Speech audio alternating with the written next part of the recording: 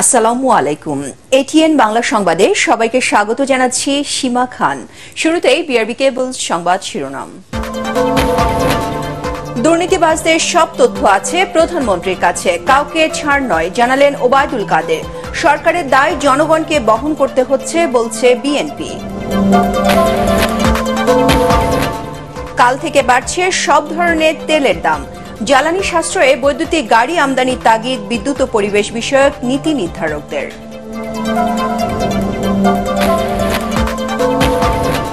যুক্তরাষ্ট্রসহ বিশ্ব মোড়লদের সদিচ্ছা ছাড়া ফিলিস্তিনে ইসরায়েলি আগ্রাসন বন্ধ করা সম্ভব নয়, মনে করেন সাবেক পররাষ্ট্রমন্ত্রী আব্দুল মোমেন। এবং কিরগিজস্তানে ভাগ্য বদলাতে গিয়ে মানবেতর জীবন কাটাচ্ছেন বাংলাদেশি কর্মীরা। এজেন্সি ও দালাল চক্র দায়ী, বলছেন পাচারের শিকার শ্রমিকরা। বিএনপির মুখে গণতন্ত্রের বুলি, ভূতের মুখে রাম নাম বলে মন্তব্য করেছেন আওয়ামী লীগ সাধারণ সম্পাদক ওবায়দুল কাদের। বিএনপির গণতন্ত্রকে কারফিউ গণতন্ত্র হিসেবে আখ্যায়িত করে তিনি বলেন, জিয়াউর রহমান বহুদলীয় গণতন্ত্রের নামে হ্যাঁ না ভোট প্রবর্তন করেছিলেন। ধানমন্ডিতে আওয়ামী লীগ সভাপতির কার্যালয়ে সংবাদ সম্মেলনে এসব কথা বলেন সেতুমন্ত্রী। প্রধানমন্ত্রীর কার্যালয়ের অভিযুক্ত কর্মকর্তাদের শাস্তি দেওয়ার বিষয়টিকে দৃষ্টান্ত হিসেবে আখ্যায়িত করে তিনি বলেন, দুর্নীতি কারা করছে তার সব তথ্য আছে প্রধানমন্ত্রীর কাছে। মিজান শাহজাহানের রিপোর্ট। আওয়ামী লীগ সভাপতির রাজনৈতিক কার্যালয়ে সংবাদ সম্মেলনে সমসাময়িক বিষয় নিয়ে কথা বলেন দলের সাধারণ সম্পাদক ওবায়দুল কাদের। তিনি বলেন, সরকার পতনের আন্দোলনে বারবার ব্যর্থ হয়ে বিএনপি নেতারা হতাশ। সম্মেলন ছাড়া বছরের পর বছর মির্জা ফখরুল ইসলাম আলমগীরের মহাসচিব পদে থাকার বৈধতা নিয়ে প্রশ্ন তোলেন তিনি। মির্জা ফখরুলের কি বৈধ অধিকার রয়েছে? তার গঠনতন্ত্রে সে লঙ্ঘন করেছে। সম্মেলন ছাড়া মহাসচিব কত বছর? তাদের গণতন্ত্র ছিল কারফিউ গণতন্ত্র। তাদের মুখে গণতন্ত্রের বুলি, ভূতের মুখের আমরা। সম্প্রতি সরকারের দুজন কর্মকর্তাকে সরিয়ে দেওয়ার প্রসঙ্গ উল্লেখ করে আওয়ামী লীগ সাধারণ সম্পাদক বলেন, বিএনপির আমলে প্রধানমন্ত্রীর কার্যালয় দুর্নীতির আখড়ায় পরিণত হলেও কাউকে শাস্তি দেওয়া হয়নি। আমি মন্ত্রী, আমি যদি কোনো দুর্নীতি করি সেটা কি বিনা বিচারে শেষ হয়ে যাবে? প্রধানমন্ত্রীর কাছে সব খবর আছে। তার অফিসেরও কিছু লোকের বিরুদ্ধে ব্যবস্থা নিয়েছে। বিএনপি আমলে তারা কি তাদের কোনো লোককে শাস্তি দিয়েছে? ওবায়দুল কাদের আরো বলেন, পুলিশের সাবেক আইজি গ্রেপ্তার হবেন কিনা সে বিষয়ে দুদক মামলা করলে আদালত সিদ্ধান্ত নেবেন। তো মামলা করার পরে তো আদালত ঠিক করবে তাকে গ্রেপ্তার করবে, কখন করবে, জেলে পাঠাবে, কিন্তু প্রক্রিয়ার মতো দিয়ে হবে। দেশের অর্থনৈতিক অবস্থা নাজুক হলে বিশ্ব ব্যাংক ও আইএমএফ পাশে থাকতো না বলে মন্তব্য করেন আওয়ামী লীগ সাধারণ সম্পাদক ওবায়দুল কাদের। মিজান শাহজাহান, এটিএন বাংলা, ঢাকা। দ্রব্যমূল্যের ঊর্ধ্বগতিতে মানুষের জীবন যখন দুর্বিষহ, তখন আবারও জ্বালানি তেল ও পানির মূল্যবৃদ্ধি প্রমাণ করে সরকার নিজেদের স্বার্থ রক্ষায় ব্যস্ত বলে অভিযোগ করেছেন বিএনপি নেতারা। জিয়াউর রহমানের মৃত্যুবার্ষিকী উপলক্ষে নয়াপল্টন কেন্দ্রীয় কার্যালয়ের সামনে গণদোয়া মাহফিলে দলের স্থায়ী কমিটির সদস্য মির্জা আব্বাস বলেন, সরকারের দুর্নীতির দায় জনগণকে বহন করতে হচ্ছে। ক্ষমতাসীন দলের বিএনপিকে ধ্বংসের চেষ্টা সফল হবে না জানিয়ে তিনি বলেন, বিএনপি আবারও গণতন্ত্র ফিরিয়ে আনবে। জাতীয় প্রেস ক্লাবের সামনে আরেক অনুষ্ঠানে বিএনপির সিনিয়র যুগ্ম মহাসচিব রুহুল কবির রিজভী বলেন, বেনজির আজিজদের দুর্নীতি অপকর্ম ফাঁস হওয়ায় প্রমাণ হয়েছে যে আওয়ামী লীগ দুষ্কৃতকারীদের দল।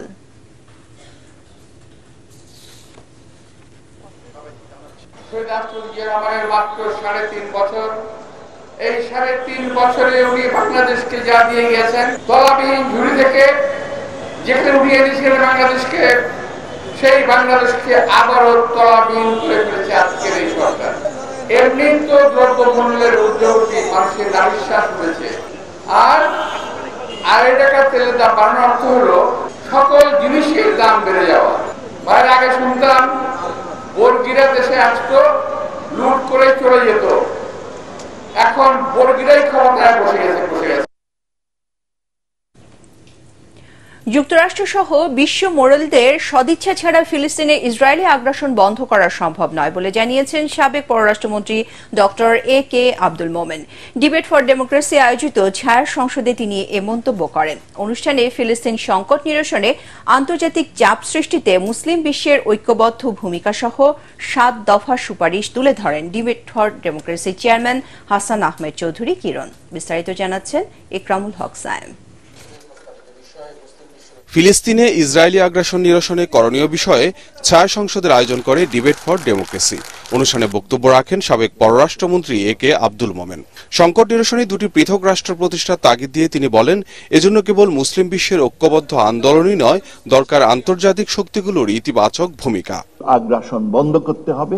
আমেরিকা ছাড়া ইসরায়েল কখনো বন্ধ হবে না। আন্তর্জাতিক সকল রাষ্ট্রের সদিচ্ছা এবং অফকোর্স মুসলিম রাষ্ট্রগুলোর ঐক্যমত, এই দুটাই হয়তো আমাদের একটা সমাধানের পথ করে। এ সময় বাংলাদেশের পাসপোর্টে ইসরায়েল প্রসঙ্গ বাদ দেওয়ার বিষয়েও কথা বলেন সাবেক পররাষ্ট্রমন্ত্রী। কথা বলেন মোড়ল রাষ্ট্রগুলোর খবরদারি প্রসঙ্গেও।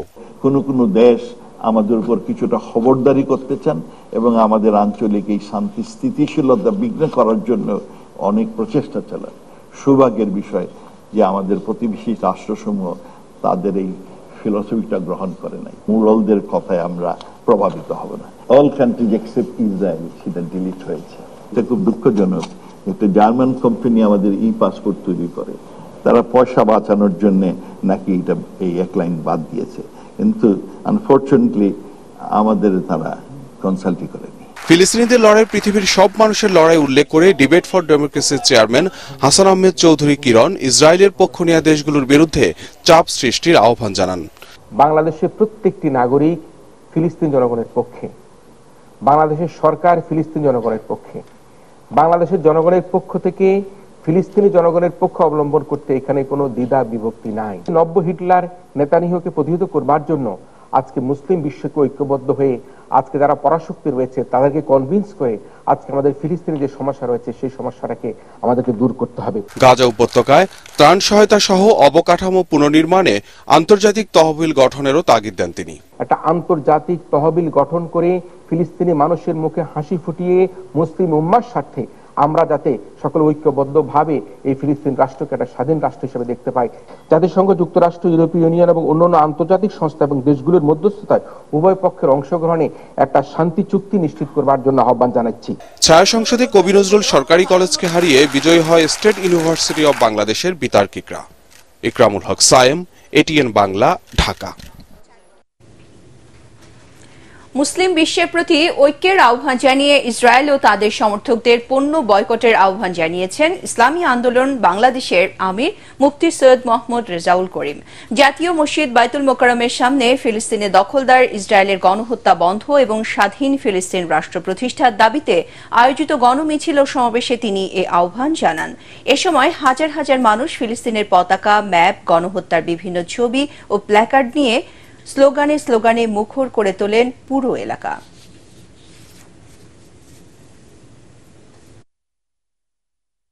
আমেরিকা বিভিন্ন সময়ে বিভিন্ন ভালো ভালো মুখরোচক বিভিন্ন স্লোগান কথার মাধ্যমে শান্তি নেবে, মানবতার পক্ষে বিভিন্ন ধরনের বক্তব্য, তারা সম্পূর্ণ ধোঁকাবাজি, মানুষকে ধোঁকার মধ্যে ফেলিয়ে আসলে মূলত ওরাই হলো সবচেয়ে বড় জালেম, ওরাই হলো সবচেয়ে বড় মানবতা বিরোধী। কাল থেকে ফের বাড়ছে জ্বালানি তেলের দাম। বিশ্ববাজারের সঙ্গে সামঞ্জস্য রেখে স্বয়ংক্রিয় ফর্মুলার আলোকে প্রতি মাসে জ্বালানি তেলের নতুন মূল্য সমন্বয়ে প্রজ্ঞাপন জারি করেছে বিদ্যুৎ, জ্বালানি ও খনিজ সম্পদ মন্ত্রণালয়। এতে ডিজেল ও কেরোসিনের বিদ্যমান মূল্য লিটার প্রতি 107 টাকা থেকে 75 পয়সা বাড়িয়ে 107 টাকা 75 পয়সা, পেট্রোলের দাম 124 টাকা 50 পয়সা থেকে 2.5 টাকা বাড়িয়ে 127 টাকা এবং অক্টেনের বর্তমান দাম 128 টাকা 50 পয়সা থেকে 2.5 টাকা বাড়িয়ে 131 টাকা নির্ধারণ করা হয়েছে। বিশ্ববাজারে জ্বালানি তেলের দাম কমলেও মার্কিন ডলারের বিপরীতে টাকার অবমূল্যায়নের কারণে বাংলাদেশের জ্বালানি তেলের দাম বাড়ছে।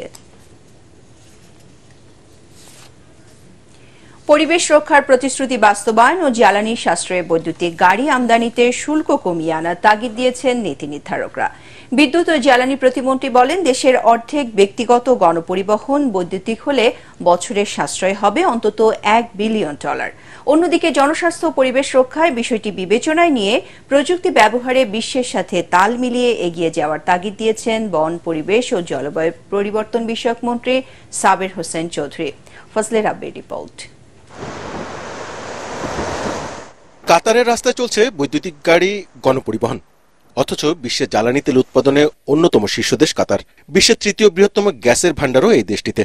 কিন্তু তারপরও জ্বালানির সাশ্রয়, শব্দ দূষণ রোধ ও পরিবেশ প্রতিবেশের সুরক্ষার কথা ভেবে ব্যাপকভাবে বৈদ্যুতিক যানবাহনকে উৎসাহ দিচ্ছে দেশটি।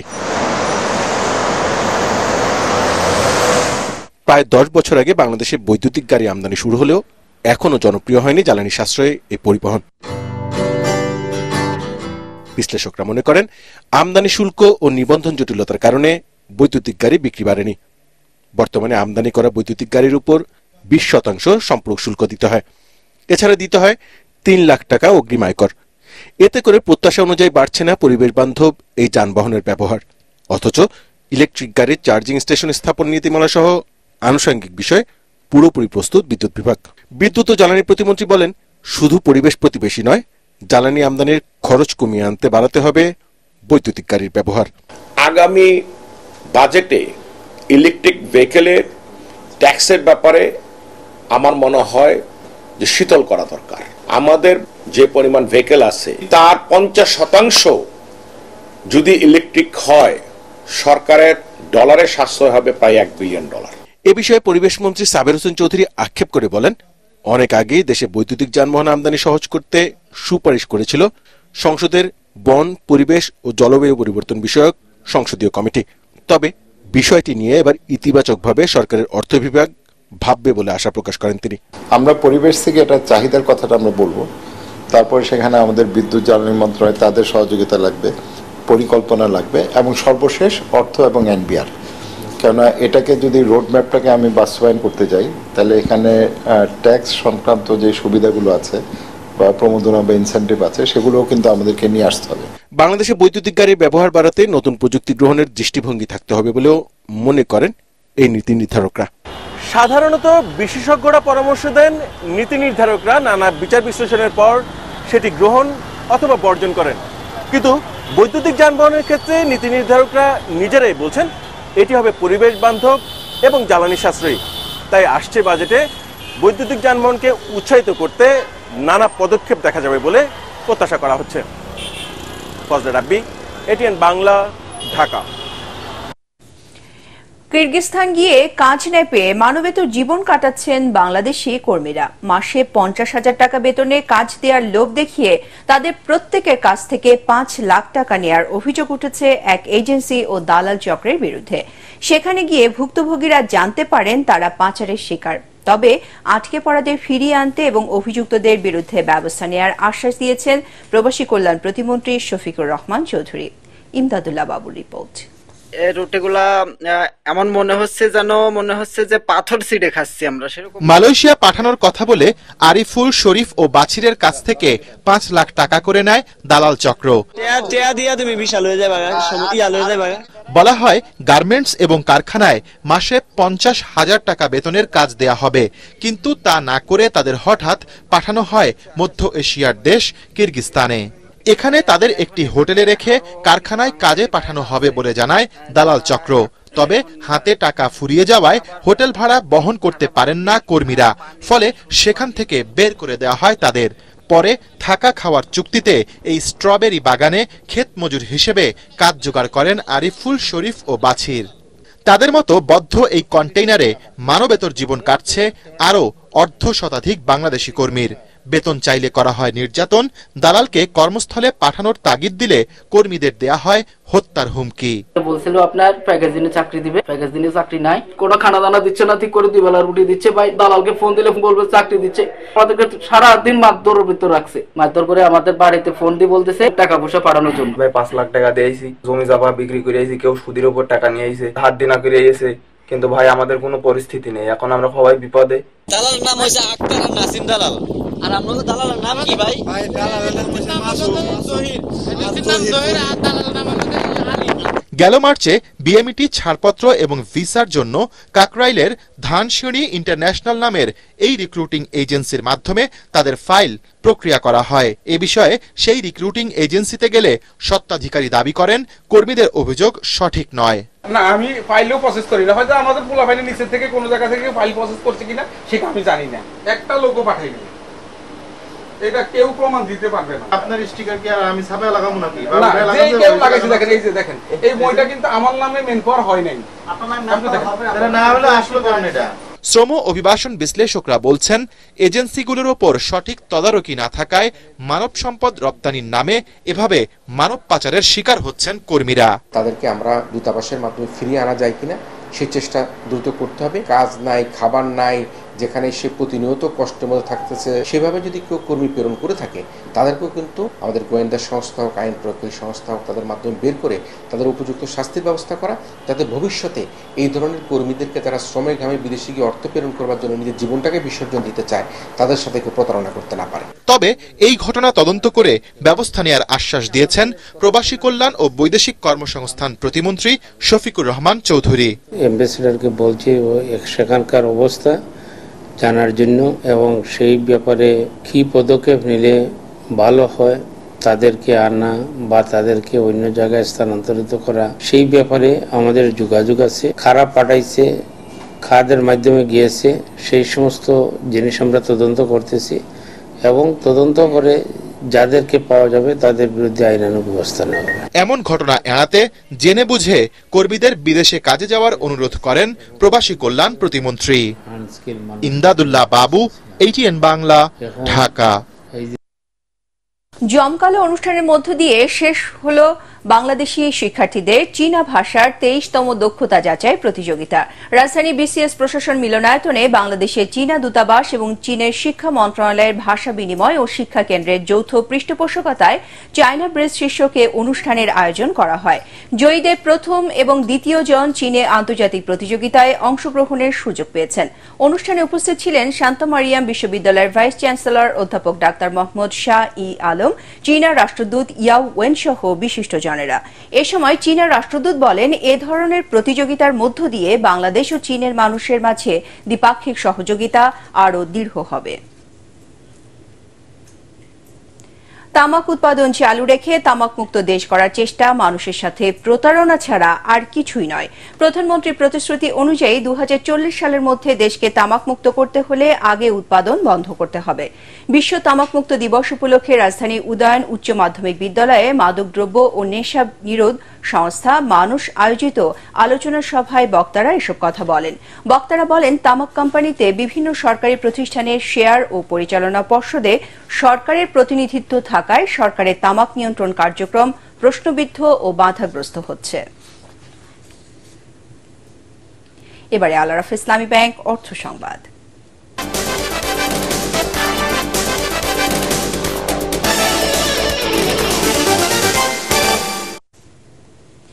কোরবানির ঈদকে ঘিরে এবার আগে ভাগেই অস্থির মশলার বাজার। সপ্তাহের ব্যবধানে 10 টাকা বেড়ে খুচরা বাজারে প্রতি কেজি পেঁয়াজ বিক্রি হচ্ছে 80 টাকায়। ভারত ও চায়না আদার দামও বেড়েছে কেজিতে 20 টাকার বেশি। বাড়তি রসুন জিরারও দাম। রিপোর্ট করছেন আদিল সজীব। রাজধানীর বাজারে ডিমের ডজন এই সপ্তাহে 150 টাকা। মহল্লার দোকানে তা আরো বেশি।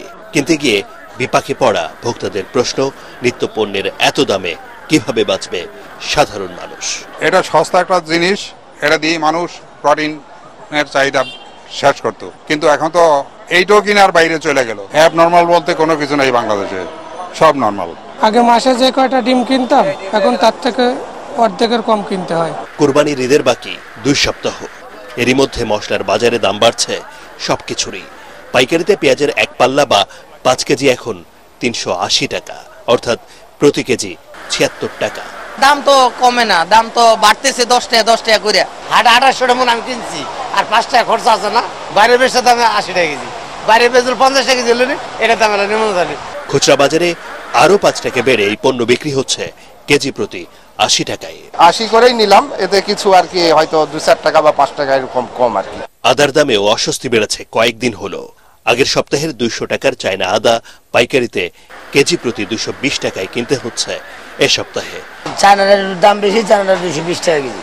আগের সপ্তাহে ছিল আপনার 100, 210, 5 এরকম ছিল। মনোযোগ হচ্ছে না তো, মুখে বলা কাজে করা আর। খুচরাতে সেই আদাই আবার আরো 30 টাকা বেশি দিয়ে প্রতি কেজি 250 টাকায় বিক্রি হচ্ছে। বাড়তি রসুনের দামও 250 টাকা কেজি চায়নাটা। 25 টাকা যে পার্থক্য দামের দুই জায়গায়, এটা কি মানে নরমালি তো। ঢাকার বাজারে কেজি প্রতি 80 থেকে 100 টাকা পর্যন্ত বেড়েছে জিরার দাম। গেছে সপ্তাহে বিক্রি করছি 650, 700 টাকা, সেই জিরা এখন বর্তমানে 750, 800 টাকা বিক্রি করতেছি। এখনো বাড়তি দামেই কিনতে হচ্ছে ব্রয়লার মুরগি 200 টাকা কেজি। সবজির দাম তুলনামূলক কিছুটা কম। আদ্দিন সজীব, এটিএন বাংলা, ঢাকা। এবারে পার্টেক্স খেলার খবর।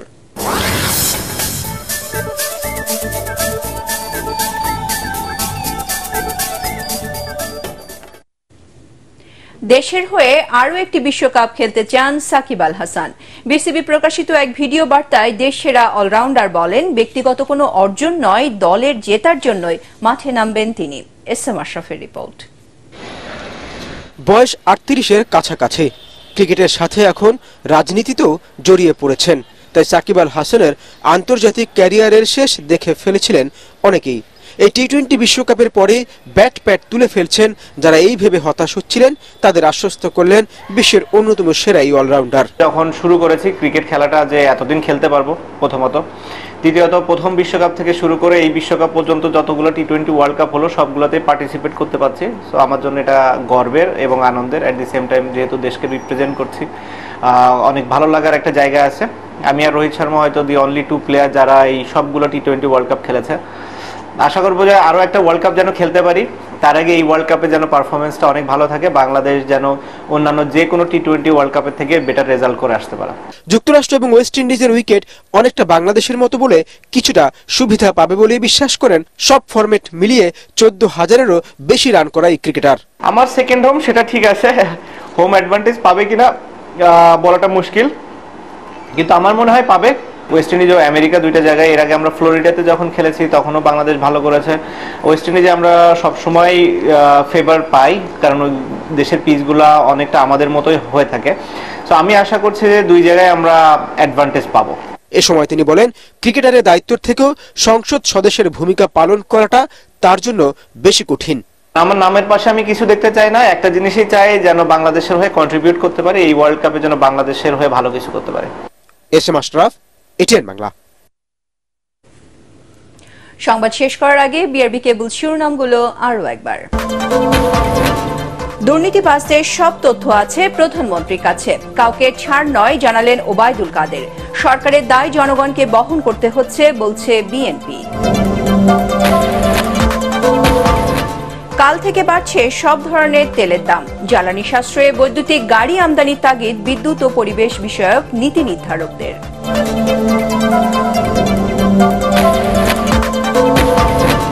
যুক্তরাষ্ট্রসহ বিশ্ব মোড়লদের সদিচ্ছা ছাড়া ফিলিস্তিনে ইসরায়েলি আগ্রাসন বন্ধ করা সম্ভব নয়, মনে করেন সাবেক পররাষ্ট্রমন্ত্রী আব্দুল মোমেন। এবং কিরগিজস্তানে ভাগ্য বদলাতে গিয়ে মানবেতর জীবন কাটাচ্ছেন বাংলাদেশি কর্মীরা, এজেন্সি ও দালাল চক্র দায়ী, বলছেন পাচারের শিকার শ্রমিকরা।